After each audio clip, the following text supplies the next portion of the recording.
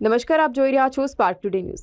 હાલ ચોમાસાની ઋતુમાં દમણના રસ્તાઓની હાલત ખૂબ જ ગંભીર બની છે।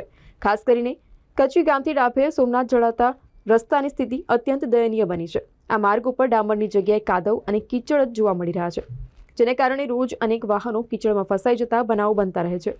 સોમનાથવાસીઓ હવે આ માર્ગને માર્ગ ગણવામાં પણ શરમ અનુભવી રહ્યા છે। દિવસે ને દિવસે વાહનો કીચડમાં ફસાતા અને બાઇક સ્લીપ થતા બનાવો વધી રહ્યા છે। વાહનો અને વાહન ચાલકોને ભારે નુકસાન થાય છે।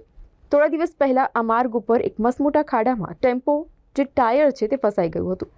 ટેમ્પો પલટી મારી ગયો હતો અને આજે પણ એક છોટા હાથી ટેમ્પો કીચડમાં ફસાયો હતો, જેને મહામુસીબતથી બહાર કાઢવામાં આવ્યો હતો।